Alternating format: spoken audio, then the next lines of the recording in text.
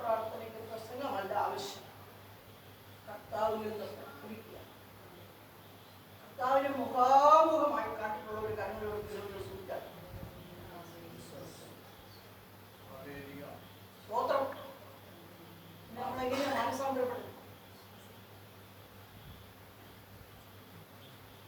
സ്തോത്രം. ഉള്ളിൽ ബോധമുണ്ട്, പക്ഷെ ആരും കൈപൊക്കിയില്ലെന്ന് എനിക്ക് തോന്നുന്നു. കർത്താവിനെ മുഖാമുഖമായി കണ്ടിട്ട് വേണം മാനസാന്തരം. യേശുവിനെ കർത്താവെന്ന് ഹൃദയം കൊണ്ട് ശ്വാസം കൊണ്ട് രക്ഷിക്കായി വായ കൊണ്ട് ഏറ്റുപറയുകയും ചെയ്യുന്നവൻ എന്ത് ചെയ്യും?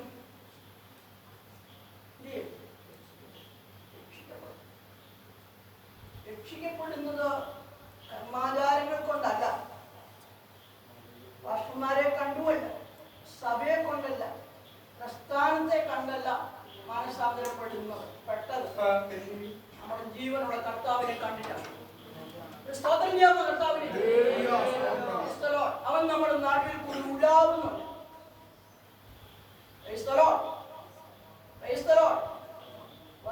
പണ്ടൊക്കെ കാത്തിരിപ്പ് യോഗത്തിന്റെ കേന്ദ്രമായി മാങ്ങാൻ വടക്കുംതല ജോസഫ് അപ്പച്ചന്റെ കാലഘട്ടത്തിലാണ് ഞാനും അഭിഷേകം പ്രാപിച്ചത്. ഉപവാസ പ്രാർത്ഥനയൊക്കെ എന്ന് പറയുന്നത് അതൊന്നും ആരും കസേര പോലും ഇരിക്കില്ല, അപ്പച്ചൻ പോലും ഇരിക്കില്ല. ഭയപ്പെട്ടു പോകും നമ്മളതൊക്കെ കണ്ടുകഴിഞ്ഞു. ദൈവത്തിന് സ്തോത്രം. ഇപ്പം പ്രിയമുള്ളവരെ, 10 വയസ്സുള്ള കുഞ്ഞു എവിടെയാ കഴിയിരിക്കുന്നത്? കസേരയിലായിരുന്നു. ദൈവത്തിന് സ്തോത്രം. പ്രിയമുള്ളവരെ, ആത്മീയത എവിടെ പോയി? ബഹുമാനം, ദൈവത്തെക്കുറിച്ചുള്ള ബഹുമാനം എവിടെ പോയി? ദൈവത്തെക്കുറിച്ചുള്ള ഭയം എവിടെ പോയി? ദൈവത്തിന് സ്തോത്രം. അപ്പോൾ നാം 6 ദിവസത്തെ പ്രാർത്ഥനയുടെ ശക്തി ഇത് പോരാ. സ്തോത്രം ചെയ്താട്ടെ. ഉപദേശന്മാരെ സ്വത്രം പറയിപ്പിച്ച് സ്വത്രം പറഞ്ഞാൽ തീ ഇറങ്ങും.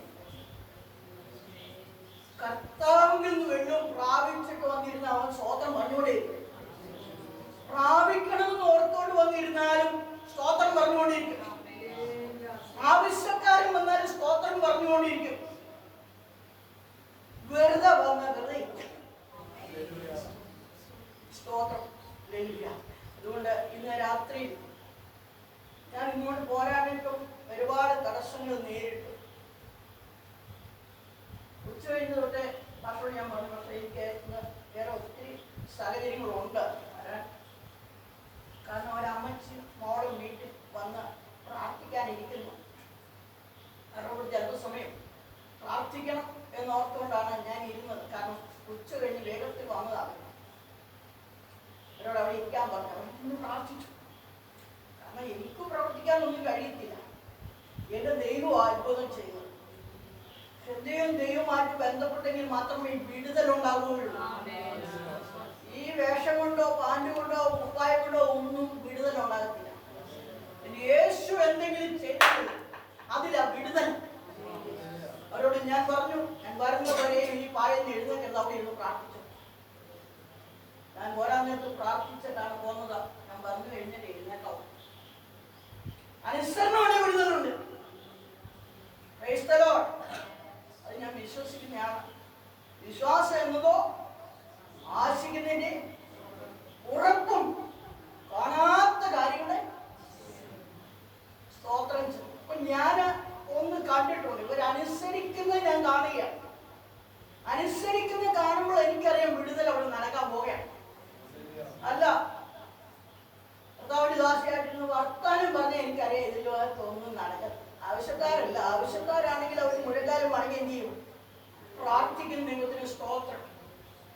ഇന്ന് രാത്രി ഈ ഉപവാസ പ്രാർത്ഥനയുടെ അവസാനത്തിൽ എനിക്ക് സമയം ലഭിച്ചത് ഓർക്കുമ്പോൾ ഇത് പോരാ പ്രാർത്ഥനയുടെ അന്തരീക്ഷം എനിക്ക് തോന്നിപ്പോവുകയാണ്.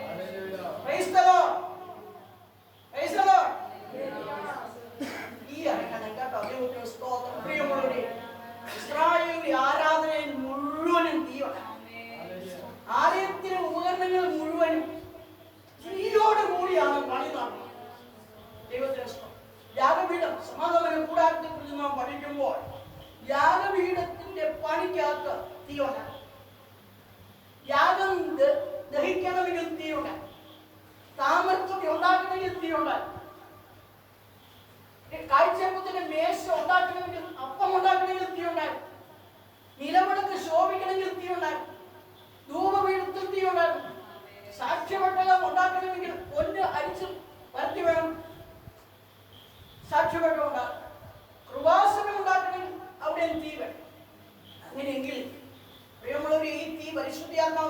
പ്രാപിക്കുന്നെങ്കിൽ ഇന്ന് രാത്രി ദൈവമക്കളുടെ ഉള്ളിൽ തീ ഉണ്ടായിരിക്കണം. സ്തോത്രം പറയാമോ? എന്നെ പരിശുദ്ധാത്മാവാണ് പണിയാൻ ഉള്ളതെന്ന് ബോധ്യമുണ്ടെങ്കിൽ അകത്തൊരു തീ ഉണ്ട്. പരിശുദ്ധാത്മാവായിരിക്കുന്ന തീ നമ്മുടെ ജീവിതത്തിൽ ഉണ്ടെങ്കിൽ മാത്രമേ നമ്മുടെ ഈ പ്രാർത്ഥനയുടെ പണി നടക്കത്തുള്ളൂ.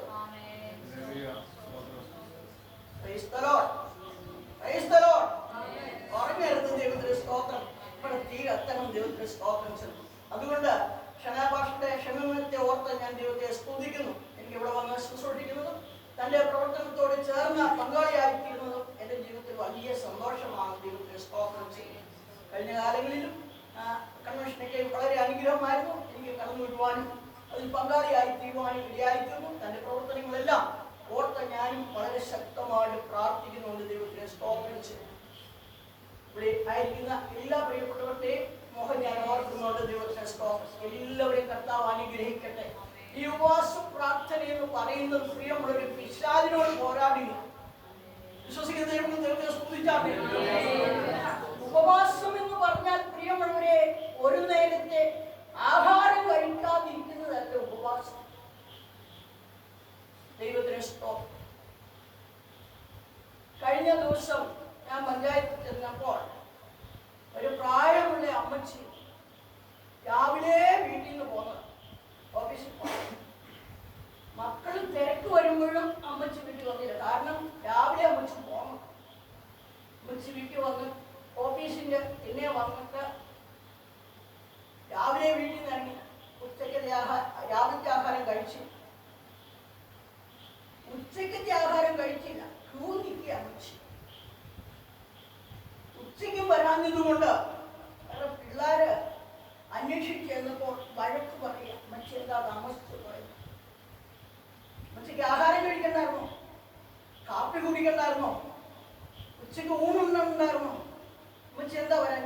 എന്റെ കാര്യം സാധിച്ചിട്ടേ ഞാൻ മടങ്ങി വരുമെന്ന് ഓർക്കൊണ്ടാ വരാൻ. സ്തോത്രം. അമ്മച്ചിയുടെ ഉപവാസം കണ്ടോ? വിടുതൽ പ്രാപിക്കേണ്ടതിനാ ഭക്ഷണം.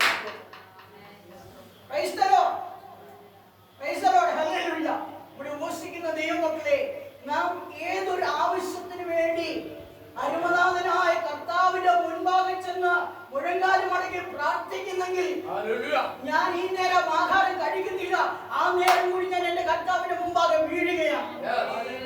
അതാണ് ഉപവാസം. ദൈവത്തോട് ചേർന്നിരുന്ന ആവശ്യങ്ങളെ നേടിയെടുക്കുന്നതിനുള്ള പ്രാർത്ഥനയാണ് ഉപവാസം. അല്ലാതെ 7 ദിവസം ആഹാരം മാറ്റിവെച്ചത് കൊണ്ട് ഉപവാസമാകുന്നില്ല. നമ്മുടെ ജീവിതത്തിൽ രക്ഷിക്കപ്പെട്ട, സ്നാനപ്പെട്ട, അഭിഷേകം പ്രാപിച്ച, വിശുദ്ധിക്കും വേർപാടിനും വേണ്ടി നിൽക്കുന്ന ദൈവ മക്കൾ ഒരു നേരം ആഹാരം കഴിക്കാതെ അവൻ പ്രാർത്ഥിക്കുമ്പോൾ സ്വർഗീയ പിതാവ് ഇത് കണ്ടുകൊണ്ട് നിന്റെ ആവശ്യങ്ങൾ നടത്തി തരാൻ പോകുകയാണ്. ഇന്ന് രാത്രി ഏതൊരു ആവശ്യത്തിന് വേണ്ടി തിരുസന്നി മുഴങ്കാലും മടക്കുന്നുവോ അതിൽ വിടുതൽ പ്രാപിക്കണം. പ്രിയമുള്ളവരെ, കാഴ്ചപ്പാടില്ലാതെ ഉപവസിക്കരുത്. കാഴ്ചപ്പാടോടുകൂടി പ്രാർത്ഥിച്ചാൽ സ്വർഗത്തിലെ ദൈവം നിനക്ക് മറുപടി തരാതെ എഴുന്നേൽപ്പിക്കില്ല. ഒരു സ്തോത്രം ചെയ്താലേ. നാം വന്നെത്തിയിരിക്കുന്ന കാലഘട്ടം അന്ത്യകാലഘട്ടം. കാലാന്ത്യമല്ല, അന്ത്യകാലമാണ്. ഇനിയുള്ള സമയം എന്ന് പറയുന്നത് വലിയ പ്രതികൂലങ്ങളുടെ കാലഘട്ടമാണ്. ഘോരം ഭയങ്കരമായ നാട് വരുന്നതിന് മുൻപേ ഞാൻ ഏലിയ പ്രവാചകനെ നിങ്ങളുടെ മുമ്പിൽ എന്ത് ചെയ്യും? ദൈവത്തിന് ഘോരം ഭയങ്കരമായ നാട് വരാൻ പോകുകയാണ്. അതിനു മുമ്പ് രക്ഷിക്കപ്പെട്ട ദൈവമക്കളെ, നമ്മൾ നിലനിൽക്കുന്നത് കൃപയാലാണ്. സ്തോത്രം ചെയ്യാമോ? രക്ഷിക്കപ്പെട്ടത് കൃപയാലാണ്, നിലനിൽക്കുന്നത് കൃപയാലാണ്. അതുകൊണ്ട് ഇന്ന് ഒരു കാലം ശബ്ദമായിട്ട് സ്തോത്രം ചെയ്താട്ടെ. ദൈവത്തിന് സ്തോത്രം. ആത്മാവിന്റെ ചൈതന്യത്തോടുകൂടെ ദൈവത്തെ സ്തുതിച്ചാട്ടെ. അതുകൊണ്ട് അഭിഷേകമുള്ള ദൈവമക്കളാണ് സഭയുടെ നടത്തിപ്പ്. സഭ ഭൂമിയിൽ ആരംഭിക്കുന്നത് കർത്താവായ യേശു ക്രിസ്തുവിന്റെ മരണ പുനരുത്ഥാനത്തിന് ശേഷമാണ്. സ്തോത്രം. തന്റെ പെന്തക്കോസ്ത് 50-ാം ദിവസം ദൈവത്തിന്റെ ആത്മാവ് 120 പേരുടെ മേൽ വ്യാപരിച്ചു കഴിഞ്ഞപ്പോഴാണ് ദൈവസഭ രൂപപ്പെടുവാനിടയായത്. ദൈവത്തിന് സ്തോത്രം. യേശുവിന്റെ ആത്മാവ് ഉള്ളിൽ വ്യാപരിച്ച അത് പരിശുദ്ധാത്മാവിന്റെ നിറവായി അവർ അന്യഭാഷയിൽ സംസാരിച്ചപ്പോഴാണ് ഒരു സഭ രൂപപ്പെടുവാനിടയായിട്ടുള്ളത്. സ്തോത്രം ചെയ്യാമോ? സ്തോത്രം ചെയ്യാമോ? അതൊരു അനുഭവമാണ്. ദൈവത്തിന്റെ സ്തോത്രം. പിന്നീടാണ് പ്രിയമുള്ളവരെ ശക്തി വ്യാപരിക്കാൻ തുടങ്ങി. ദൈവത്തിന്റെ സ്തോത്രം. അഭിഷേകത്തിലും അന്യഭാഷയിലും ഉപവാസത്തിലും എല്ലാം ദൈവാത്മാവ് വ്യാപരിച്ചുകൊണ്ടേയിരിക്കണം. ദൈവത്തിന്റെ സ്തോത്രം. അതുകൊണ്ട് ഇന്ന് രാത്രി ഇവിടെ ആയിരിക്കുന്ന ദൈവമക്കളുടെ പ്രാർത്ഥനയ്ക്ക് സ്വർഗത്തിൽ ദൈവം ചലിക്കാൻ പോയാണ് കേട്ടോ. ഞങ്ങൾ 2-3 പേരുണ്ടെങ്കിൽ പ്രാർത്ഥനയ്ക്ക് വരുന്ന ജീവിതം വിടുതൽ പ്രാപിക്കും.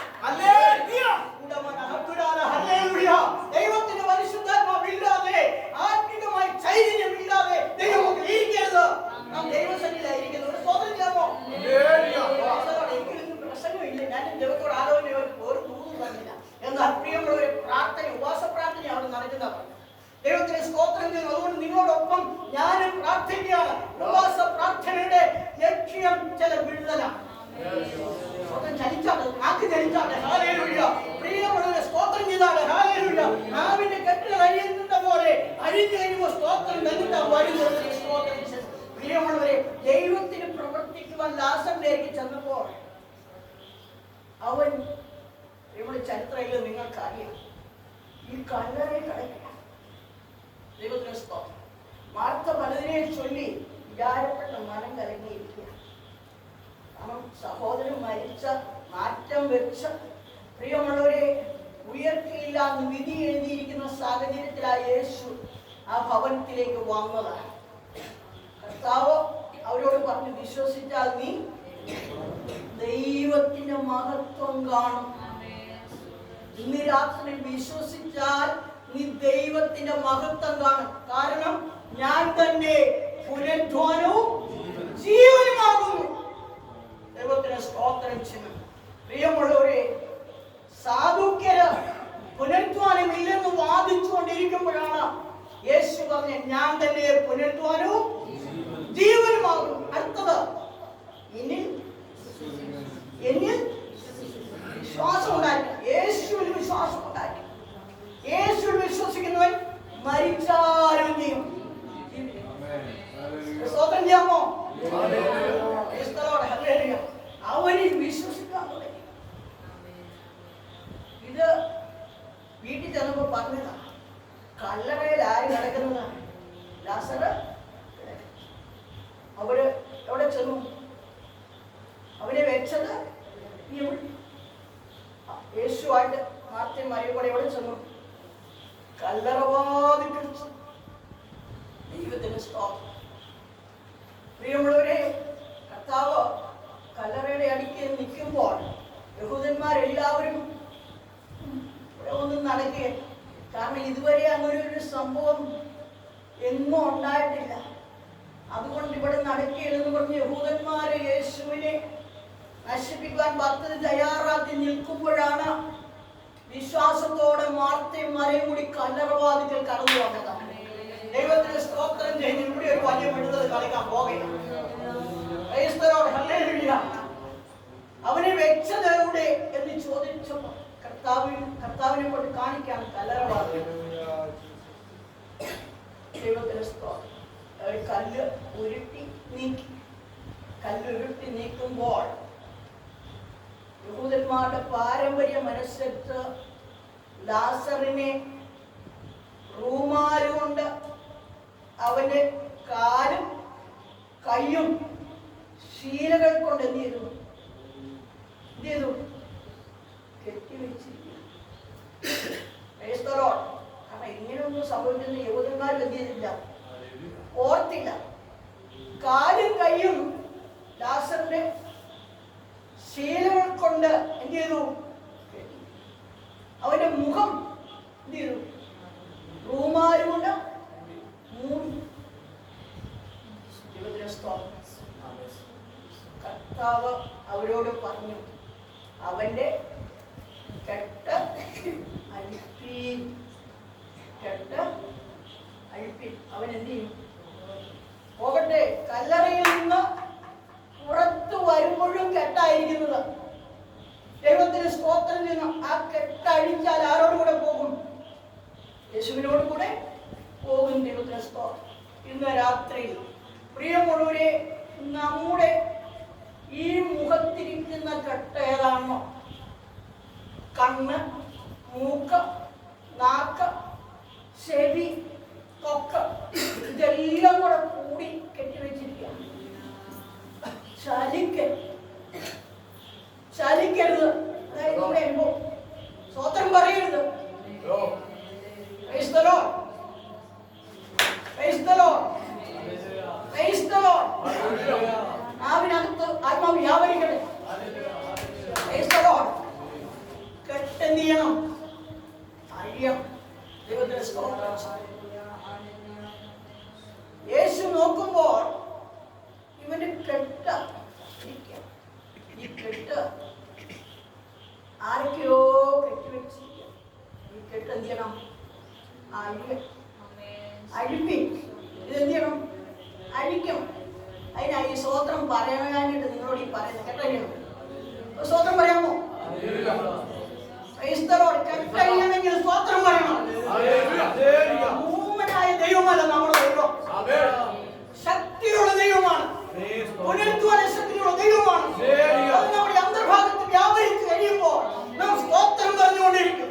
ആത്മാവിന്റെ ശക്തി വ്യാപരിച്ചുകൊണ്ടിരിക്കും. ചില നാവിന്റെ കെട്ടുകൾ കഴിയും. സ്തോത്രം. ഹല്ലേലൂയ. പ്രിയമുള്ളവരെ, മരിച്ചവൻ പുറത്തു വന്നു.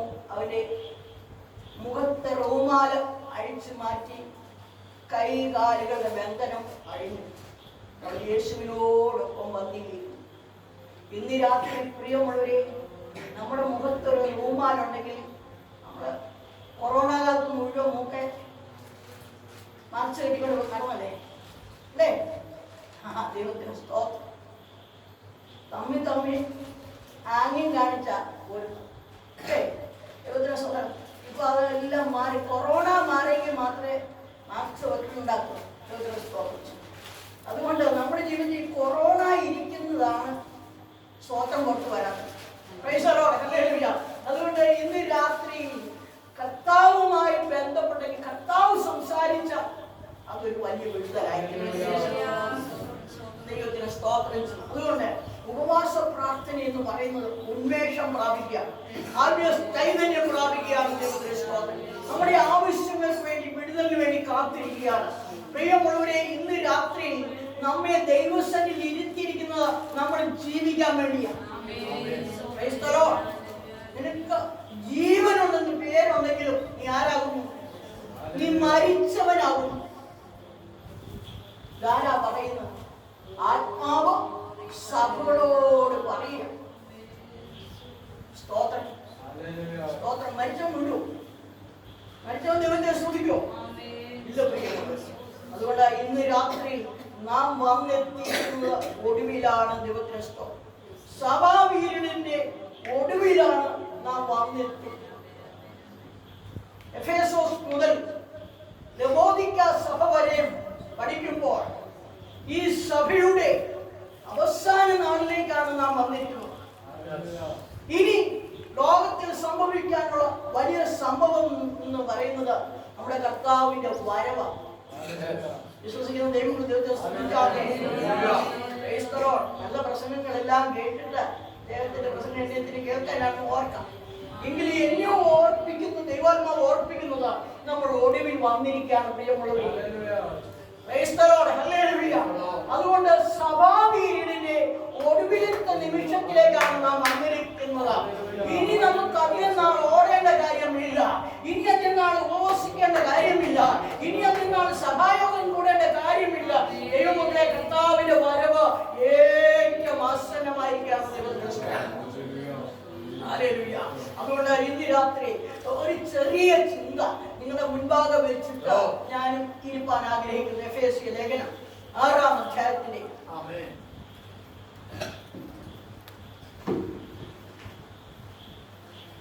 10-ാം കർത്താവിനും അവന്റെ അനുഗ്രഹങ്ങളും ശക്തിപ്പെടുത്തി പിശാചിന്റെ തന്ത്രങ്ങളോട് എതിർക്കാൻ കഴിയേണ്ടതിന് ദൈവത്തിന്റെ സർവാധിപത്യം ധരിച്ചു. നമുക്ക് പോരാട്ടപ്പെടുന്നത് ജഡരക്തങ്ങളോടല്ല, കാഴ്ചകളോടും അധികാരങ്ങളോടും ഈ അന്ധകാരത്തിന്റെ ലോകാധിപതികളോടും സ്വർലോകങ്ങളുടെ ദുഷ്ടാത്മ സേനയോടുമത്രേ. ദൈവത്തിന് സ്തോത്രം. അപ്പോസ്തലനായിരിക്കുന്ന പൗലോസ് എഫെസോസിലേക്ക് ചെന്ന അവിടുത്തെ പ്രവർത്തനം വിശാലമാകണമെങ്കിൽ അവിടുത്തെ കൂട്ടായ്മയ്ക്ക് അധികം ആളുകളില്ലായിരുന്നു. അവരെ അപ്പോസ്തലനായിരിക്കുന്ന പൗലോസ് വിശ്വാസത്തിൽ ഉറപ്പിക്കുക. കുറച്ചുപേരോട് പ്രതികൂലങ്ങളുടെ നടുവിലാണ് എഫെസോസ് സഭ അവിടെ ആരംഭിക്കുന്നത്. ദൈവത്തിന് സ്തോത്രം. ആ കാലഘട്ടങ്ങളിൽ അപ്പോസ്തലനായിരിക്കുന്ന പൗലോസ് എഫെസോസിൽ ചെല്ലുമ്പോൾ ആ ദേശത്തെ അതീവ ശക്തികൾ, ദേശത്തെ അടക്കി വാഴുന്ന അന്ധകാര ശക്തികളുടെ നടുവിലാണ് അപ്പോസ്തലനായിരിക്കുന്ന പൗലോസ് അഭിഷേകത്തിന്റെ ശക്തിയോടുകൂടെ ചെല്ലുന്നത്. അവൻ ദൈവത്തിന്റെ സഭയെ പണിയുവാൻ, ദൈവമക്കൾക്ക് വെല്ലുവിളി നടത്തുവാൻ, പിശാചിനോട് പോരാടുവാൻ ഒരു അഭിഷേകത്തിന്റെ തീ അവരുടെ മേൽ വ്യാപരിക്കുന്നതിന് അവരെ പ്രബോധിപ്പിക്കുന്നത് ഇങ്ങനെയാണ്. ഒടുവിലാണ് നാം വന്നിരിക്കുന്നത്. അവിടെ ആത്മവിശുദ്ധിയുടെ ക്ഷേത്രമുണ്ട്, അവിടെ ദുർമന്ത്രവാദികളുണ്ട്, അവിടെ പ്രതികൂലത്തിന്റെ സാഹചര്യങ്ങളുണ്ട്. എന്നാൽ അതിന്റെ നടുവിൽ അതെല്ലാം ഉപേക്ഷിക്കണമെന്നല്ല പറഞ്ഞത്. ഒടുവിൽ നീ വന്നാൽ മതി. പ്രിയമുള്ളവരെ, ദൈവത്തെ കണ്ടിരിക്കുന്നവർ ഇതിനെല്ലാം ആരാധിച്ചവർ. ദൈവത്തിന് സ്തോത്രം. അവിടെയാണ് അപ്പോസ്തലനായിരിക്കുന്ന പൗലോസ് കടന്നു വന്നിട്ട് അവിടെയുള്ള വിശുദ്ധന്മാരോട് പറയുകയാണ്, ഇത് അന്ത്യനാഴികയാണ്, അന്ത്യകാലമാണ്, ഒടുവിലാണ് നാം കടന്നു വന്നിരിക്കുന്നത്. അതുകൊണ്ട് ഒടുവിൽ പ്രിയമുള്ളവർ, ഒടുവിൽ കർത്താവിനും അവന്റെ അമിത ബലത്തിൽ എന്ത് ചെയ്യണം? ശക്തിപ്പെടണം. ഞാൻ എന്റെ ദൈവത്തെ സ്തുതിക്കുകയാണ്. സഭാവീരന്റെ അവസാനം ഒടുവിൽ വന്നിരിക്കുകയാണ്. നമ്മുടെ ആയുസിന്റെ എല്ലാം ഒടുവിലത്തെ ദിവസങ്ങളിലേക്ക് നാം വന്നിരിക്കുകയാണ്. പ്രിയമുള്ളവരെ, ഇന്ന് രാത്രിയിലാണ് കഴിഞ്ഞ ദിവസത്തെക്കാൾ ആത്മശക്തി പ്രാപിക്കേണ്ട സമയം. കർത്താവ് ഇപ്പോൾ വരികയാണെങ്കിൽ നമ്മുടെ ഈ വേഷഭൂഷാദികളെല്ലാം ഇവിടെ കടകം നാം തേജസ്കരണം പ്രാപിക്കുന്നു. വിശ്വാസമുള്ള ദൈവങ്ങളുടെ കരങ്ങളിനെ സ്തുതിച്ചാണ്. കാരണം ഒടുവിലായിരിക്കുന്ന നമ്മൾ എങ്ങനെ ആയിരിക്കണമെന്നാണ് അപ്പോസ്തലനായിരിക്കുന്ന പൗലോസ് പറഞ്ഞത്. ഒടുവിൽ കർത്താവിലും അവന്റെ അമിത ബലത്തിലും ശക്തിപ്പെടണം. അതെങ്ങനെയാ ശക്തിപ്പെടുന്നത്? സ്തോത്രം.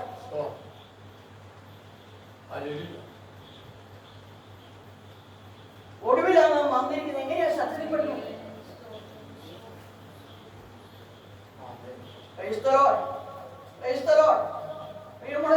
ഒരു പാട്ട് പാടുമ്പോൾ ചേർന്ന് പാടണം. ഒരു സങ്കീർത്തനം വായിക്കുമ്പോൾ, വേദപുസ്തകം വായിക്കുമ്പോൾ അത് ധ്യാനിക്കണം. പ്രിയമുള്ളവർ, പ്രബോധനം കേൾക്കുമ്പോൾ ദൈവത്തെ സ്തുതിക്കണം. ഉപവസിക്കുമ്പോൾ ചേർന്ന് ഉപവസിക്കണം. രോഗിയായിരിക്കുന്നു, സൗഖ്യത്തിന് വേണ്ടി കാത്തിരിക്കണം, പ്രാർത്ഥിക്കണം. ദൈവത്തെ സ്തോത്രം ചെയ്യണം. നാം വന്നിട്ടിരിക്കുന്ന എവിടെയാണ്? ഒടുവിൽ. വിശ്വസിക്കുന്ന ദൈവങ്ങൾ ദൈവത്തെ സ്തുതിച്ചാട്ടെ. അപ്പോസ്തലനായിരിക്കുന്ന പൗലോസ് പറയുകയാണ്, ഒടുവിൽ നാം കൂടിയിരിക്കുന്നു. വിശ്വാസ പ്രാർത്ഥനയുടെ ഒടുവിലാണ്. ഇന്ന് രാത്രി ശക്തി പ്രാപിച്ചോളാം. ദൈവവചനത്തിൽ കൂടി ശക്തി പ്രാപിച്ചോളാം. ദൈവത്തിന് സ്തോത്രം. എഫേസോസ് എന്ന് പറയുന്ന വാക്കിന്റെ അർത്ഥം തന്നെ അയവ് എന്നാണ്. വിശ്വാസികൾ അയഞ്ഞിരിക്കുവാനല്ല ദൈവം ആഗ്രഹിക്കുന്നത്. ആത്മാവിൽ ശക്തിപ്പെടണം. ദൈവത്തിന് സ്തോത്രം. വചനത്തിൽ ശക്തിപ്പെടണം, വിശ്വാസത്തിൽ ശക്തിപ്പെടണം, പുരുഷത്വത്തിൽ ശക്തിപ്പെടണം, പ്രാർത്ഥനയിൽ ശക്തിപ്പെടണം. ദൈവം മുന്നോട്ട് പോകാൻ കഴിയുള്ളൂ. ദൈവത്തിന് ഇന്ന് പ്രവാചകന്മാരെ അന്വേഷിച്ച് പോകുന്നവരാ കൂടുതൽ. ഇവിടെയൊക്കെ കാര്യമാണ്.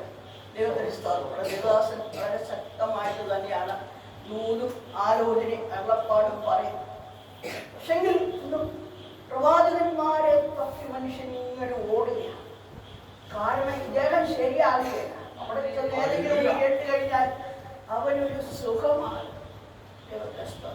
പക്ഷേ വചനത്തിൽ വിശ്വസിക്കുന്നവർക്ക് മാത്രമേ വചനത്തിൽ നിന്ന് ശക്തിപ്പെടുവാൻ ഒക്കത്തുള്ളൂ. ദൈവത്തിന് അതുകൊണ്ടാണ് പൗലോസ് പറഞ്ഞത്, ഒടുവിൽ കർത്താവിലും അവന്റെ അമിത ബലത്തിലും നീ എന്ത് ചെയ്യണം? ഒരു സ്തോത്രം ചെയ്യാൻ ശക്തിയോടെ ഓരോ പ്രിയമുള്ളവരെ ഞങ്ങൾ 4-5 പേരോളം എന്നെ ശക്തിയാണ്. അകത്ത് തീ ഇറങ്ങുന്ന പോലെ ദൈവത്തെ സ്തുതിച്ചാൽ പ്രിയമുള്ളവരെ ക്ഷീണന്മാർ, രോഗന്മാർ, ബന്ധനം അഴിയും. ദൈവത്തിന് സ്തോത്രം ചെയ്യും. അതുകൊണ്ട് ഒടുവിൽ കർത്താവിലും അവന്റെ അമിത ബലത്തിലും നാം എന്ത് ചെയ്യണം? ശക്തിപ്പെടണം. പാട്ടിലും പ്രാർത്ഥനയും വചന ശുശ്രൂഷയിലും ദൈവം തരുന്ന എല്ലാ ആത്മീയ ശുശ്രൂഷയിലും പങ്കാളിയായി തീരുമ്പോൾ ദൈവത്തിന്റെ ശക്തി നാം അനുഭവിക്കുകയാണ്. ദൈവത്തിന്റെ സ്തോത്രം ചെയ്യും. അതുകൊണ്ടാണ് പൗലോസ് പറഞ്ഞത്, ഒടുവിൽ കർത്താവിലും അവന്റെ അമിത ബലത്തിലും ശക്തിപ്പെടുകയും. അടുത്തത് ദൈവത്തിന്റെ സ്തോത്രം. കാരണം ഈ എഫെസോസ് സഭ ആയിരിക്കുന്നത് പ്രിയമുള്ളവരെ പല തന്ത്രങ്ങളുടെ നടുവിൽ കൂടിയാണ്. സ്തോത്രം. രക്ഷിക്കപ്പെട്ട ദൈവമക്കളെ തകർത്ത് കളയുവാനുള്ള സകല തന്ത്രങ്ങളിൽ കൂടിയാണ് എഫെസോസിലെ പ്രിയപ്പെട്ടവർ നടക്കുന്നത്. സ്തോത്രം, സ്തോത്രം. അതുകൊണ്ടാണ് പൗലോസ് പറഞ്ഞത്, കർത്താവിലും അവന്റെ അമിത ബലത്തിൽ ശക്തിപ്പെടുവിൻ. പിശാചിന്റെ തന്ത്രങ്ങളോട്, പിശാചിന് തന്ത്രങ്ങളോട് ദൈവത്തിന് സ്തോത്രം. അത് ഭരിക്കട്ടെ. അവൻ ആയുധമെന്ന് പറയുന്നത് പിശാചിന് ഏതില്ല? ആയുധമില്ല. പിശാചിന് ഏതുണ്ട്? തന്ത്രം. ദൈവമക്കൾക്ക് പ്രിയമുള്ളവരെ വേഗം ഫലിക്കുന്ന ഒരു സാധനം തന്ത്രം. ദൈവത്തിന് അച്ഛാ ഇന്ന് തന്നെ യോഗത്തിന് വരാം. ഒരു തന്ത്രം കണ്ടു. സഹോദരി എന്നെ ഇന്ന് യോഗത്തിന് വരാം. സഹോദരി ഒരു തന്ത്രം കണ്ടു. കാരണം പിശാചി വെള്ള പിന്നെ എന്ത് ചെയ്യുക? മാറ്റി നിർത്തിക്കുക. അതുകൊണ്ടാണ് അമിതബലമുള്ള ദൈവമക്കളോട് ചേർന്ന് ദൈവമക്കൾ തടഞ്ഞാലും വന്നുകൊണ്ടിരിക്കും. ഞാൻ എന്റെ ദൈവത്തെ സ്തുതിക്കുകയാണ്. ഒടുവിൽ കർത്താവിലും അവരുടെ അമിത ബലത്തിലും ശക്തിപ്പെടണം. പ്രിയമുള്ളവരെ, നല്ല ആഹാരം കഴിച്ചാൽ അവരെ കാണുമ്പോഴേ അറിയാം അവർക്കൊന്നും കായികബലം നടത്താനുള്ള ആരോഗ്യം അവർക്കുണ്ടെന്ന് നമുക്ക് കാഴ്ചയിൽ തന്നെ അറിയാം. ദൈവത്തെ അതുകൊണ്ട് ഇന്ന് രാത്രി അമിതബലം പ്രാപിച്ചാൽ മാത്രമേ തന്ത്രങ്ങൾ കണ്ടുപിടിക്കാൻ കഴിയത്തുള്ളൂ. പൗലോസ് എഫെസോസിലെ വിശ്വാസികളോട് പറയുകയാണ്, പിശാചിന്റെ തന്ത്രങ്ങളോട് നിങ്ങൾ എന്ത് ചെയ്യണം? പിശാചിന്റെ തന്ത്രങ്ങളോട് എന്ത് ചെയ്യണം? എതിർത്ത് നിൽക്കണം. പിശാചിന് എന്തുണ്ട്? തന്ത്രമുണ്ട്. ദൈവത്തിന്റെ സ്തോത്രം. പിശാചിന്റെ തന്ത്രങ്ങളോട് നമ്മൾ എന്ത് ചെയ്യണം? എതിർത്ത് നിൽക്കണം. അതിനായി ഉപവാസപ്പെടണം. സ്തോത്രം. പ്രിയമുള്ളവരെ, ശ്വാസിക്കുകയും പലിശിക്കുകയും ഒന്നും വേണ്ട. അമിതബലം ഉണ്ടെങ്കിൽ നല്ലതൊന്ന് കൈകടിക്കാൻ മതി. ദൈവത്തിന്റെ സ്തോത്രം. കൈയടിച്ച് പാട്ട് പാടുക എന്ന് പറഞ്ഞാൽ ഈ പിശാചിന് നിൽക്കാൻ ഒക്കത്തില്ല. പെന്തക്കോസ്റ്റുകാർ കൈയടിക്കുന്ന പോലെ ഏതെങ്കിലും ആരാധനക്കാർ കൈയടിക്കുന്നു. കാരണം നമ്മൾ അഭിഷേകം പ്രാപിച്ചതുകൊണ്ടാണ്. ക്രോധം ഒഴിഞ്ഞു പോകേണ്ടതിന് വേണ്ടി ആ കൈകോട്ടണമെന്ന് പറയുന്നത്. ദൈവത്തിന്റെ സ്തോത്രം. ഈ കൈകോട്ടിനകത്തും ഒരു ദൈവശക്തി ഉണ്ട്. ദൈവത്തിന്റെ സ്തോത്രം. അതുകൊണ്ടാണ് അപ്പോസ്തലനായിരുന്ന പൗലോസ് പറഞ്ഞത്, ഒടുവിൽ കർത്താവിലും അവന്റെ അമിത ബലത്തിലും ദൈവമക്കൾ എന്ത് ചെയ്യണം? ശക്തിപ്പെടും. അന്യഭാഷ പറയണം അല്ലേ ഈ പറയുന്നത്? വിശ്വാസം വർദ്ധിക്കണം. കർത്താവിന്റെ രാജ്യത്തിലായിരിക്കുന്ന നമുക്ക് കർത്താവിനോട് കൂടെ പോകണം. വിശുദ്ധിയോടെ ജീവിക്കണം. വേർപാടോട് കൂടി ജീവിക്കണം. ദൈവത്തെ നന്നായി ആരാധിക്കണം. ദൈവത്തിന് സ്തോത്രം. അതുകൊണ്ടാണ് പൗലോസ് പറഞ്ഞത്, ഒടുവിൽ കർത്താവിനും അവന്റെ അമിത ബലത്തിലും എന്ത് ചെയ്യണം? ശക്തിപ്പെടുവിൻ. നിങ്ങൾക്ക് പിശാചിന്റെ തന്ത്രങ്ങളോട് എതിർത്ത് നിൽക്കാൻ. പിശാചിന്റെ തന്ത്രങ്ങളോട് ദൈവമക്കൾ എന്ത് ചെയ്യണം? പ്രാർത്ഥിക്കുന്നതോട് പിശാച് വരികയെന്ന് ആർക്കെങ്കിലും ചിന്തയുണ്ടെങ്കിൽ അത് തെറ്റാണ്. പ്രാർത്ഥിക്കുന്നവനോട് തന്നെയായിരിക്കും പിശാച് പോരാടിക്കൊണ്ടിരിക്കുന്നത്. വിശുദ്ധിയോടെ ജീവിക്കുന്നവനോടാ പോരാടിക്കൊണ്ടിരിക്കുന്നത്. ദൈവവചനം ധ്യാനിക്കുന്നവനോടാ പോരാടിക്കൊണ്ടിരിക്കുന്നത്. അങ്ങനെയെങ്കിൽ പ്രിയമുള്ളവരെ, നമ്മോട് പിശാച് പോരാടിക്കൊണ്ടായിരിക്കുന്നത്. ഈ പോരാട്ടത്തെ ജയിക്കാനുള്ള കളരിയാണ് അപ്പോസ്തലനായിരിക്കുന്ന പൗലോസ് പഠിപ്പിച്ചുകൊണ്ടിരിക്കുന്നത്.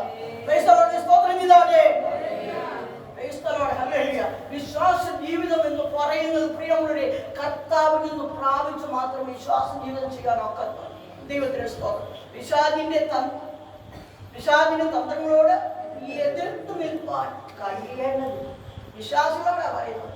അപ്പോസ്തലനായിരിക്കുന്ന പൗലോസ് എഫേസോസിലുള്ള വിശുദ്ധന്മാരോടാണ് പറയുന്നത്, പിശാചിനോട് എതിർത്ത് നിൽക്കാൻ കഴിയണം.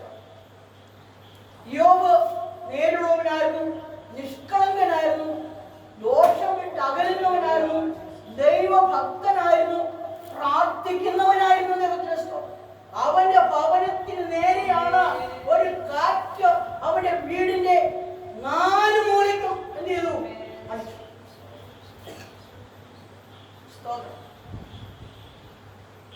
യോബായിരുന്നു, ഭക്തനായിരുന്നു, നേരുള്ളവനായിരുന്നു, നിഷ്കളങ്കനായിരുന്നു, ദോഷം വിട്ട് അകലുന്നവനായിരുന്നു.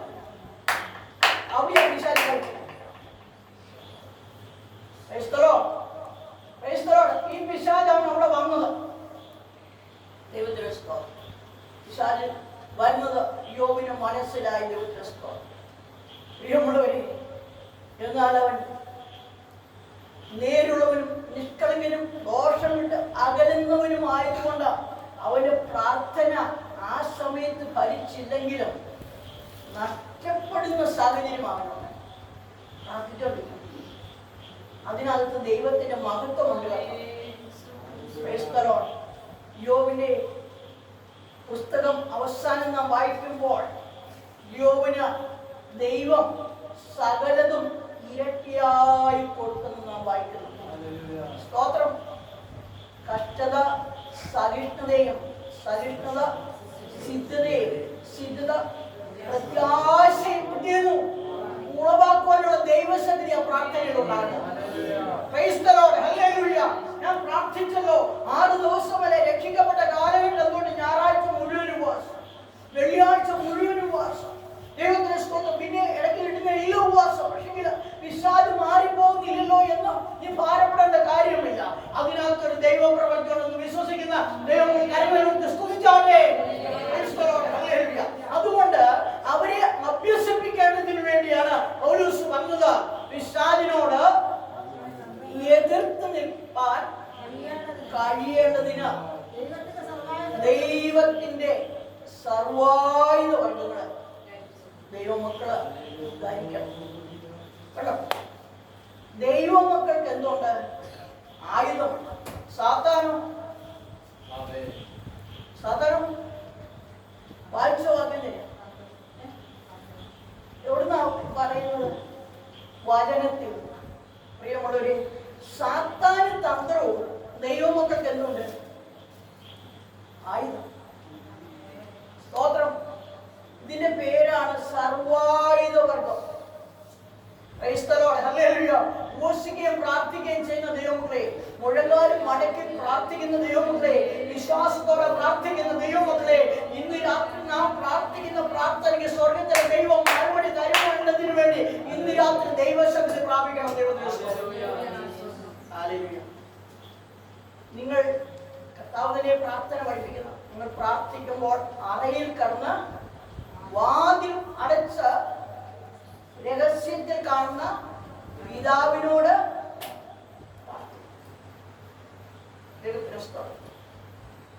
ഇതാ പ്രാർത്ഥന. നമുക്ക് പ്രാർത്ഥനയ്ക്ക് ഒച്ചപ്പാട് വെച്ചല്ല പ്രാർത്ഥിക്കുന്നത്. കർത്താവ് പറഞ്ഞ രഹസ്യമായിട്ട് പ്രാർത്ഥിക്കുക, അത് വിടുതൽ തരും. ദൈവത്തിന് സ്തോത്രം ചെയ്യും. അറയിൽ കിടന്ന് വാതിലടച്ച് രഹസ്യത്തെ കാണുന്ന പിതാവിനോട് പ്രാർത്ഥിപ്പിക്കും. ദൈവത്തിന് ഇതാ പ്രാർത്ഥന. കർത്താവ് ശിഷ്യന്മാരെ പ്രസംഗം പഠിപ്പിച്ചില്ല. കർത്താവ് അവരെ ഏതാ പഠിപ്പിച്ചത്? പ്രാർത്ഥനയാ. നിന്റെ രാജ്യം എന്തിയാണ്? നിന്റെ രാജ്യം വരണം, നിന്റെ ഇഷ്ടം സ്വർഗത്തിലെ പോലെ, നിന്റെ ഇഷ്ടം സ്വർഗത്തിലെ പോലെ ഭൂമിയിൽ. അതാ പ്രാർത്ഥന.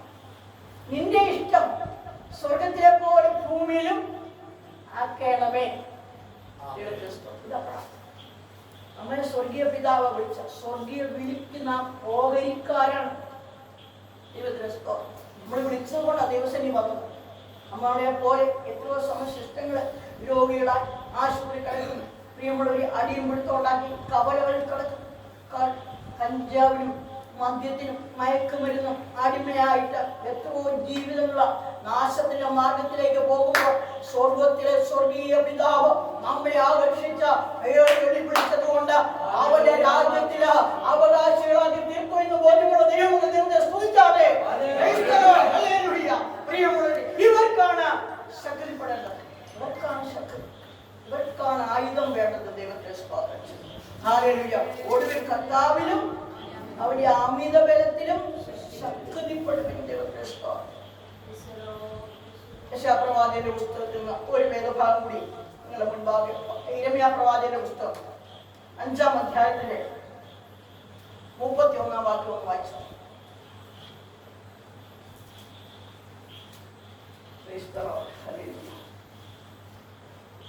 യിരെമ്യാവിന്റെ പുസ്തകം 5-ാം അധ്യായം. പ്രവാചകൻ ഇസ്രായേലിന്റെ കാലഘട്ടത്തിൽ പ്രവാചകന്മാരുണ്ട്. പക്ഷെങ്കിൽ ഒറിജിനൽ പ്രവാചകന്മാരുടെ കൂട്ടത്തിൽ ആരും കൂടി ഉണ്ട്, വ്യാജന്മാരും കൂടി അറിഞ്ഞ കാലം. ദൈവത്തിന് സ്തോത്രം. പ്രവാചകന്മാരുടെയൊക്കെ എല്ലാ കാര്യങ്ങളും പറഞ്ഞാൽ ഇവിടെ നമ്മൾ നിൽക്കുക, വിശ്വാസത്തിൽ നിൽക്കുക, നമ്മൾ തകർത്ത് കളഞ്ഞോ. ദൈവത്തിന് സ്തോത്രം. അപ്പോൾ ഇസ്രായേലും അത് ഉണ്ടായിരുന്നു. ഇസ്രായേലിലെ പ്രവാചകന്മാർ എന്ത് ചെയ്യുന്നു? വ്യാജമായിട്ട് പ്രവചിക്കുന്നു. ഞാൻ നിന്നെ UK വിടുന്നു, നിന്നെ കോടീശ്വരനാക്കുന്നു, നിന്റെ മക്കൾ തോട്ടം വാങ്ങിക്കുന്നു, നല്ല കാർ വാങ്ങിക്കുന്നു, അത് നല്ല രീതിയിൽ യാത്ര ചെയ്യുന്നു, നല്ല കുടുംബമായി ഇരുന്നൊക്കെ പറഞ്ഞാൽ നമുക്ക് ഭയങ്കര ഇഷ്ടമാണ് അല്ലേ? പക്ഷെ നിന്റെ പാവം പറയാനിപ്പോ ഇത് പറയുകയില്ല. അതുകൊണ്ടാണ് പ്രവാചകൻ പറഞ്ഞത്. ഒന്ന് വായിച്ചോളെ. സോറി വായിച്ചു. പ്രവാചകന്മാർ എന്ത് ചെയ്യുന്നു? വ്യാജം പ്രവചിക്കുന്നു. പുരോഹിതന്മാർ അവരോട് എന്ത് ചെയ്യുന്നു? ഒരു കൈയായി നിന്ന് അധികാരം നടത്തുന്നു.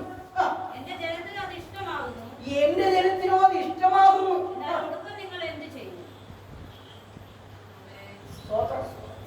സ്തോത്രം. പ്രവാചകൻ ചോദിക്കാണ്, ഒടുവിൽ നിങ്ങൾ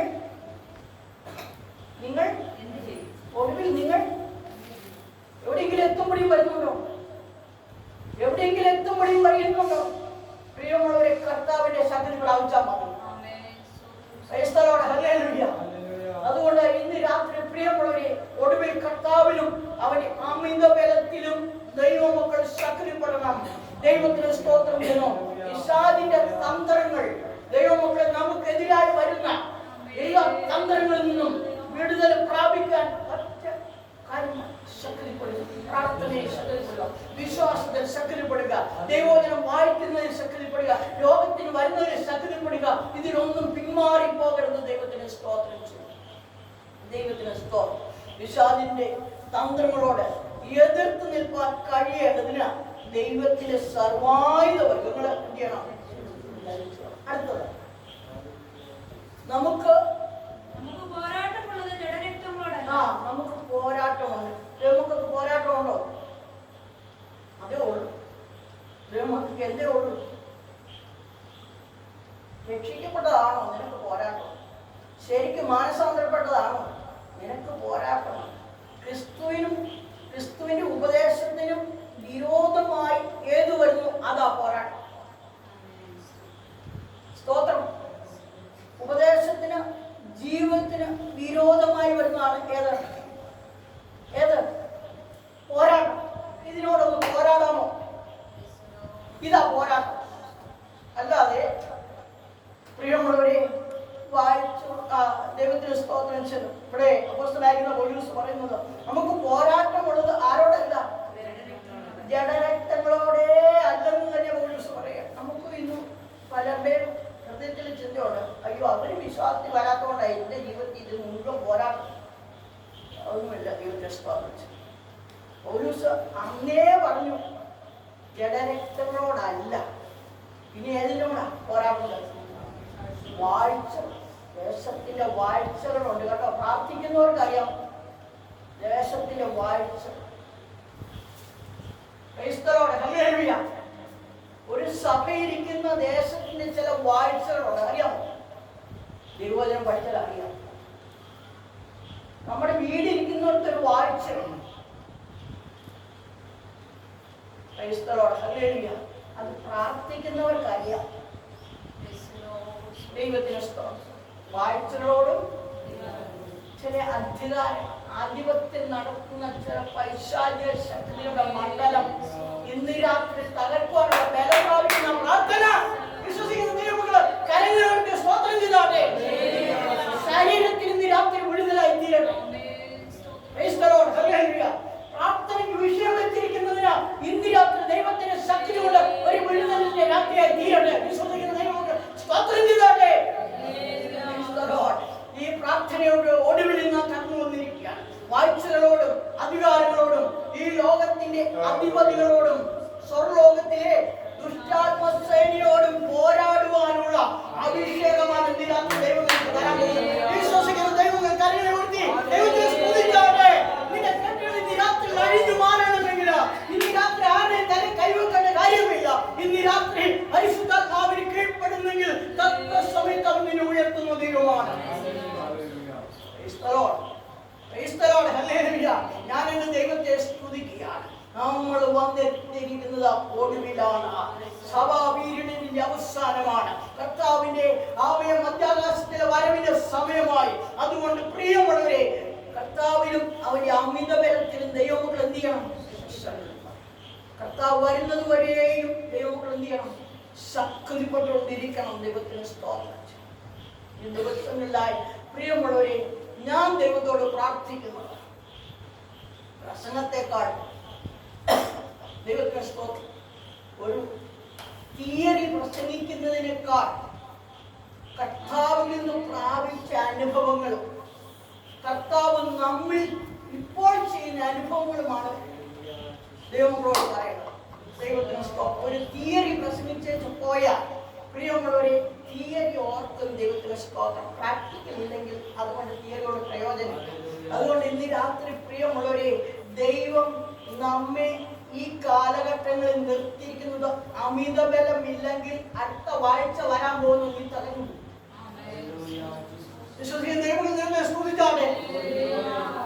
അതുകൊണ്ട് ഒടുവിലേക്ക് നാം വന്നിരിക്കുകയാണ്. ശക്തി പ്രാപിച്ച് ആത്മബലത്തോടെ കർത്താവിന്റെ വരവിൽ പോകുവാനുള്ള ആ ബലത്തിന് വേണ്ടി അമിത ബലത്തോടെ പോരാടുവാൻ സ്വർഗത്തിലെ ദൈവം നമ്മെ ഓരോരുത്തരെയും ബലപ്പെടുത്തട്ടെ, അധികാരപ്പെടുത്തട്ടെ. ദേശപ്പോരിയൊന്നും വിടുതൽ പ്രാപിക്കും. ദൈവത്തിന് ശുശ്രൂഷയുടെ പോരിയൊന്നും വിടുതൽ പ്രാപിക്കും. കുടുംബത്തിന്റെ ആത്മീയതയെ കെടുത്തിക്കളയുന്ന പോരിയൊന്നും ജയം പ്രാപിക്കും. സ്തോത്രം. എത്ര നാളായി ഇത് ചുമക്കുവാൻ തുടങ്ങിയിട്ട് ഇന്ന് രാത്രി എഴുന്നേറ്റ് നടക്കുവാനുള്ള ആത്മബലം പ്രാപിക്കാൻ സ്തോത്രം ചെയ്തോട്ടെ. സ്തോത്രം ചെയ്തോട്ടെ.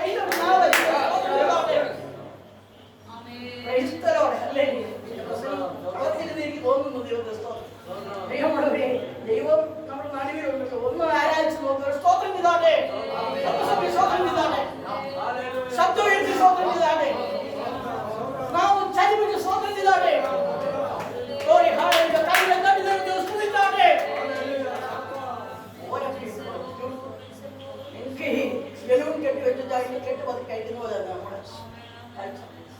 സ്തോത്രം. ഹല്ലേലൂയ. അപ്പോൾ ദൈവസന്നിധിയിൽ ദൈവശക്തി പ്രാപിച്ച ദൈവസഭ ആത്മാവിൽ നിറഞ്ഞുള്ളവരായി, ആത്മ ഉണർവുള്ളവരായി, ആത്മശക്തിയുള്ളവരായി ദൈവത്തെ നമ്മുടെ ബ്രദറുകാരല്ല, ദൈവത്തെ നമ്മൾ പെന്തക്കോസ്തുകാരാണ്, നമ്മൾ പെന്തക്കോസ്തിലെ അനുഭവമുള്ളവരായി, സാക്ഷ്യമുള്ളവരായി. ഇയാളിനൊക്കെ അറിയാം, എൻ്റെ കുഞ്ഞുനാളിൽ ഞാൻ ടൈഫോയിഡ് എന്ന രോഗത്താൽ ഭാരപ്പെട്ട അറിയാം, പ്രകാരം അറിയാം. ദൈവത്തെ പ്രിയമുള്ളവർ, ഞാൻ രോഗശാന്തി വിശ്വസിക്കുന്ന ഞാൻ 10ാം ക്ലാസ്സിൽ പഠിക്കുമ്പോൾ ടൈഫോയിഡ് എന്ന രോഗം വന്നിട്ട് 3 മാസം പ്രിയമുള്ളവർ രോഗിയായി, ശരീരം 3 വയസ്സുള്ള കുഞ്ഞിൻ്റെ ശരീരം പോലെ ആയിട്ട് മരണം കാത്തിരിക്കാൻ, മരണം കാണാൻ വേണ്ടി എല്ലാവരും എഴുന്നേറ്റ് നിന്ന് മുഖത്തേക്ക് നോക്കുകയാണ്. എൻ്റെ പിതാവ് ചോദിച്ചു, ഇനി നിങ്ങൾക്ക് ആരെങ്കിലും കാണണമെന്ന് ചോദിച്ചു. ഞാൻ പറഞ്ഞു, അതെന്തിനാ ചോദ്യം, കർത്താവ് തന്നെ സൗഖ്യം.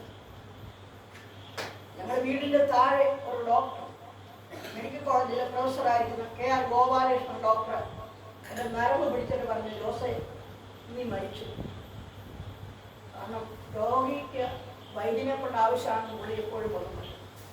നീ ഇല്ലെങ്കിലും മരുന്ന് ചെയ്യണം, നീ ജീവിച്ചിരിക്കുന്നു. ഞാൻ പറഞ്ഞു, യേശുവിനെ സൗഖ്യം, യേശുവിനെ സൗഖ്യമാക്കും. ശകലം മതി എനിക്ക് ശ്വാസം പോകാൻ. എന്തായാലും ഉള്ള ശ്വാസത്തിൽ ഞാൻ പറഞ്ഞു, എൻ്റെ യേശുവിനെ സൗഖ്യം. ദൈവത്തിന് സ്തോത്രം. അവസാനം ഒടുവിൽ വന്നു, മരണം തന്നെയാണ്. എൻ്റെ വീട്ടിൽ 10-30 വീട്ടുകാരുടെ IPCയുടെ വലിയ കൂട്ടായ്മ നടക്കുന്ന സ്ഥലം. എൻ്റെ വീടിൻ്റെ അടുത്തുള്ള പാർട്ടി നേതാവ് പറഞ്ഞു, ജോസ നീ മരിച്ചു പോയാൽ നിന്റെ പാർട്ടിയും നിന്റെ കൂട്ടുവിശ്വാസികളും ഞങ്ങൾ ചതയ്ക്കും, ഞങ്ങൾ തല്ലും. എന്നോട് നേരിട്ട് കയറുന്നു. ഞാൻ അവരോടും പറഞ്ഞു, യേശു എന്നെ സൗഖ്യം. രാത്രിയായി 1 മണി രാത്രിയായി മാർക്സിസ്റ്റ് പാർട്ടിയുടെ നേതാവ് കയറി വന്നിട്ട് പറഞ്ഞു, പാർട്ടിക്കാരെ ഓടിക്കൊണ്ടു 10 രൂപ ആശുപത്രി പോകുന്നു. നമ്മൾ എൻ്റെ യേശു മരിക്കാൻ കിടക്കുന്നു. ഞാൻ പറഞ്ഞു, എൻ്റെ യേശു സൗഖ്യം.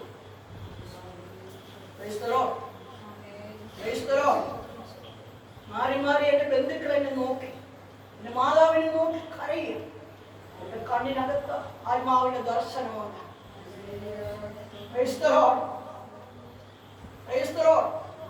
എൻ്റെ വിശ്വാസി, എൻ്റെ കൂട്ടുവിശ്വാസികൾ ചതകൊള്ളാൻ പോവുകയാണെന്ന് എനിക്കും അറിയാം. ഞാൻ മുമ്പ് അറിയുന്നു, ഞാൻ ആരെ വിശ്വസിക്കുന്നുവെന്ന് ഞാൻ അറിയുന്നുണ്ട്. ദൈവത്തിന് സ്തോത്രം. ഏറ്റവും പാസ്റ്റർ ഞങ്ങളുടെ പിതാക്കന്മാർ എഴുന്നേറ്റ് ശാന്തമായിട്ട് പ്രാർത്ഥിക്കാൻ തുടങ്ങി. അതുവരെ അലറി പ്രാർത്ഥനയാണ്, കിലോമീറ്ററോളം കേൾക്കാവുന്ന പ്രാർത്ഥന. ഞങ്ങളുടെ പാസ്റ്റർ സ്റ്റീവൻ ജോൺ പാസ്റ്ററുടെ ശബ്ദം എന്നൊക്കെ പറഞ്ഞാൽ മൈക്കിൻ്റെ ആവശ്യമില്ല, പറഞ്ഞുകൊള്ളു. 12 മണി രാത്രിയാകുമ്പോൾ ആരാധന നടത്തിയ പ്രാർത്ഥന, ശാന്തമായി പ്രാർത്ഥിക്കുന്നു കേട്ടപ്പോൾ അവർക്ക് മനസ്സിലായ ജോസ് മരിച്ചുപോയി. ആൾക്കാർ 10 വെട്ടിക്കൊണ്ട് ഞങ്ങളുടെ വീടിൻ്റെ തെങ്ങിൻ്റെ ചോട്ടിൽ വെച്ചിരിക്കുക. ദൈവത്തിന് നേതാവ് മാത്രം എൻ്റെ അരിക്ക് നിൽക്കണം, മറ്റേ അന്നേരം നൽകും. ആ രാത്രി കിടക്കമേൽ സ്വർഗത്തിലെ ദൈവത്തിൻ്റെ ദൂതൻ ഇറങ്ങി വന്നു.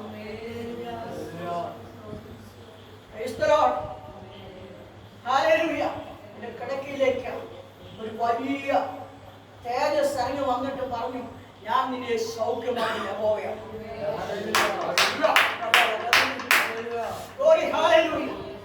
പ്രിയമുള്ളവരെ, കൈ അനങ്ങിയിടത്ത ഞാൻ, കാലനങ്ങിയിടത്ത ഞാൻ, കണ്ണിന്റെ ഓട്ടം നിലച്ച ഞാൻ കൈ ഓട്ടാതെ യേശുവിനോട് കൂടെ വന്നു. യേശുവിനെ ഞാൻ കണ്ടു, യേശു എനിക്ക് ആയുസ് തന്നു, എന്റെ കർത്താവിനെ ബലപ്പെടുത്തി. അന്ന് രാത്രി യേശുവിനോട് പറഞ്ഞു, ഞാൻ നിന്നെ സൗഖ്യമാക്കുന്ന യഹോവയാണ്. ശ്രദ്ധിക്കാമോ? ആ യേശു ഇവിടെ വന്നിട്ടുണ്ട്. ആ യേശു ഇന്ന് രാത്രി വിടുവിക്കാൻ, നിന്നെ വിടുവിക്കുവാൻ, ഇനി ഏത് പ്രതിസന്ധികളിലും നിന്നെ വിടുവിക്കുവാൻ അവൻ ശക്തനായ ദൈവമാണ്. ഇക്ക കഴിഞ്ഞു പോകണം ഇന്ന് രാത്രി കേട്ടോ. ഏതെല്ലാം എന്തെല്ലാം പ്രതികൂലത്തിന് നടുവിൽ ഇന്ന് പ്രാർത്ഥിക്കുന്നുവോ വിശ്വാസത്തോടു കൂടെ പോരാടിയ ജയമുണ്ട്. Praise the Lord. Praise the Lord. Hallelujah. പ്രിയമുള്ളവരെ, അതിന് അല്പമായ സാക്ഷ്യമുണ്ട്. ദൈവത്തിന് സ്തോത്രം ചെയ്തു. ദൈവത്തിന് സ്തോത്രം. കർത്താവിനെ അന്ന് രാത്രി വിശ്വസിച്ചാൽ ദൈവത്തിന്റെ കാണണം. അല്ലെങ്കിൽ വിശ്വസിക്കാം. വിശ്വാസി എന്ന് പറഞ്ഞിട്ട് വിശ്വാസിയുടെ സകല പ്രവർത്തിയും ചെയ്ത വിശ്വാസം എന്ന് പറഞ്ഞ ഒരു നേട്ടവും ഞാൻ ആരെ വിശ്വസിക്കുന്നെന്ന് ഞാൻ എന്ത് ചെയ്യണം? അറിയണം. പ്രിയമുള്ളവരെ, അതുകൊണ്ട് ഇന്ന് വരെ സ്വർഗത്തിൽ ദൈവനെ ആരോഗ്യത്തോടെ നിലനിർത്തിയിരുന്നു. ദൈവത്തിന്റെ സ്തോത്രം. ഈ കർത്താവ് ഇന്ന് രാത്രി ഉയർപ്പാൻ നമ്മുടെ അടുക്കൽ വന്നിട്ടുണ്ട്. ദൈവത്തിന്റെ സ്തോത്രം. ഒടുവിൽ മരിക്കാൻ കിടക്കുന്നവന്റെ ഒടുവിൽ ആര് വരണം? കർത്താവ് വരണം. ഇന്ന് രാത്രി ഉപവാസ പ്രാർത്ഥനയുടെ ഒടുവിൽ കർത്താവ് നിന്നെ തൊടുമെന്ന് നിശ്ചയമുള്ള സ്തോത്രം ചെയ്യാതെ പ്രിയമുള്ളവരെ, ഈ ബലത്തോടെ കർത്താവിനെ സേവിച്ച കർത്താവിന്റെ വരവ് വരെയും ആത്മബലത്തോടെ മുമ്പോട്ട് പോകുവാൻ സ്വർഗത്തിലെ ദൈവം നമ്മെ എല്ലാവരെയും അനുഗ്രഹിക്കട്ടെ, സഹായിക്കട്ടെ എന്ന് ഓർപ്പിച്ചുകൊണ്ട് ഞാൻ എൻ്റെ വാക്കിനും വിരമിക്കുന്നു. എന്നെ ക്ഷണിച്ച കർത്തദാസനും ദൈവമക്കളുടെ കർത്താവായ യേശു ക്രിസ്തു നാമത്തിൽ സ്നേഹം അറിയിച്ചു.